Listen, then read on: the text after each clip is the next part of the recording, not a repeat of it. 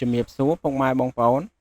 ថ្ងៃនេះខ្ញុំមាន Oppo Reno 2S មួយគ្រឿងដែលវាមានបញ្ហាជាប់ Google account ពុកម៉ែបងប្អូនហើយសម្រាប់ការដោះ Google account របស់វាគឺមានភាពងាយស្រួលទេពុកម៉ែបងប្អូនសម្រាប់ model នេះគឺវាមាន version ទាបអញ្ចឹងការដោះយើងគឺងាយស្រួលទេតោះឥឡូវយើងចូលទៅធ្វើទាំងអស់គ្នា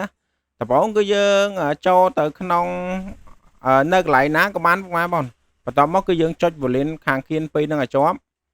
គឺយើងចុចឲ្យជាប់អញ្ចឹងហើយគឺវាចាញ់ដូចក្នុងវីដេអូនេះបងប្អូនបន្តមកគឺយើងចុចម្ដងទៀតណាចុច2ដងណាពេលដែលយើងចុចអញ្ចឹងហើយវាលោតចាញ់បែបនេះបន្តមកយើងគោះអក្សរ Alt ប្រចាំគោះអក្សរ Alt ប្រចាំមកយើងចុចកន្លែងហ្នឹងមកហើយចុចកន្លែងនេះទៅបន្តមកយើងនិយាយ Open Google Assistant Open YouTube ហ្នឹងហើយពុកម៉ែបងប្អូនពេលដែលយើងធ្វើការនិយាយរួចរាល់គឺវាចាញ់បែបនេះពុកម៉ែបងប្អូនគឺវាចាញ់បែបនេះគឺយើងធ្វើការចុចផ្ដាច់អាម៉ូតចុច2ដងវាគឺយើងចុចវេលានខាងគៀននឹងដដែលទេគឺយើងធ្វើការចុចឲ្យជាប់មកហើយបន្ទាប់មកគឺយើងចូលទៅរកក្នុង setting ពុកម៉ែបងប្អូនគឺយើងរកវិធីសាស្ត្រមិនក៏បានដែរតែពុកម៉ែបងប្អូនដើម្បីចូលក្នុង setting ក៏ប៉ុន្តែតាមទម្លាប់របស់ខ្ញុំចូលរាល់ដងគឺខ្ញុំចូលតាម website នេះពុកម៉ែបងប្អូនណាគឺ website ដែលខ្ញុំធ្វើការវាយហ្នឹង adroom.com/bypass ហើយសម្រាប់ website នេះគឺងាយស្រួលមែនតើគឺវាចូលទៅដល់វាចូលទៅដល់ក្នុង setting ពុកម៉ែបងប្អូននេះគឺវាចូលនេះមុននឹងតិចខ្ញុំវាយខុសមកនេះណាយើងចូលទៅដល់ក្នុង setting អញ្ចឹងណាតោះឥឡូវយើងទៅមើល version ទាំងអស់គ្នាពុកម៉ែបងប្អូនសម្រាប់model នេះគឺវាមាន version ប្រហែលណាឥឡូវយើងធ្វើការបើកពលឺនេះសិនដើម្បីឲ្យវាច្បាស់ក្នុងការទស្សនាពុកម៉ែបងប្អូននេះពុកម៉ែបងប្អូន version 11អញ្ចឹង version 11វាងាយស្រួលក្នុងការធ្វើដែរទេណាគឺយើងចងចូលធ្វើនៅក្នុងអានេះក៏បានដែរណាចងចូលទៅ download របស់អាក្រមនេះទៅធ្វើក៏បានដែរណាក៏ប៉ុន្តែខ្ញុំអត់ចង់ធ្វើតាមហ្នឹងខ្ញុំធ្វើតាមវិធីផ្សេងទៀតឥឡូវយើងទៅតេស្តវិធីមួយទៀតមកយើងធ្វើការlog sound ណាយើងធ្វើការ log តាមវិធី log មើលតើវាបានអត់ចំពោះ version ហ្នឹងសម្រាប់ model ខ្លះគឺបានពុកម៉ែបងប្អូនមកឥឡូវយើងធ្វើការ log sound មើលនេះអត់បានទេបងប្អូន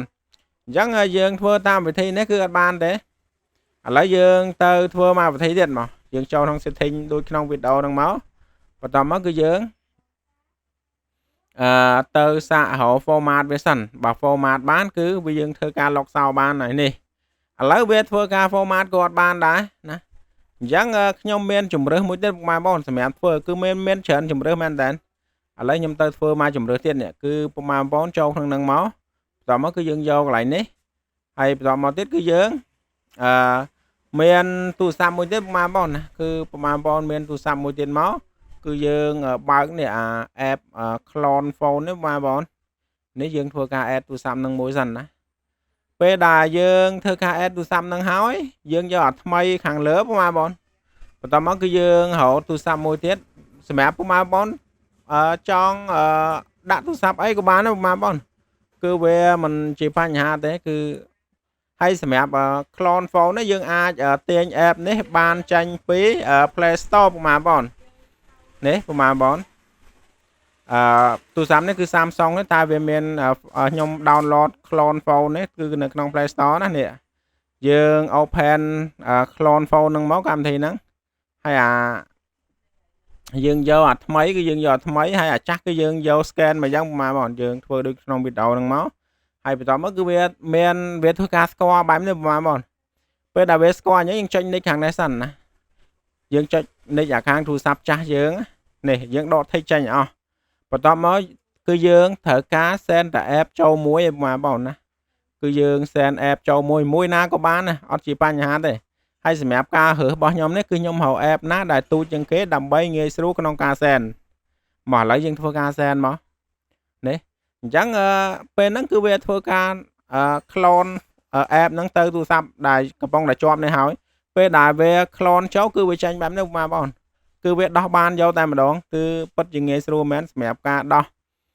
Google account សម្រាប់ពួក Oppo គឺចេះតែមួយក្បាច់នេះគឺយើងដោះបានគ្រប់សេរីបងប្អូនអញ្ចឹងនៅក្នុងវីដេអូនេះគឺមានតែប៉ុណ្្នឹងទេបងប្អូនណាជាចុងក្រោយកុំភ្លេចជួយចុច Subscribe Channel មួយផង Follow Page Like Share ដើម្បីជួបគ្នានៅវីដេអូក្រោយ អរគុណជំរាបលា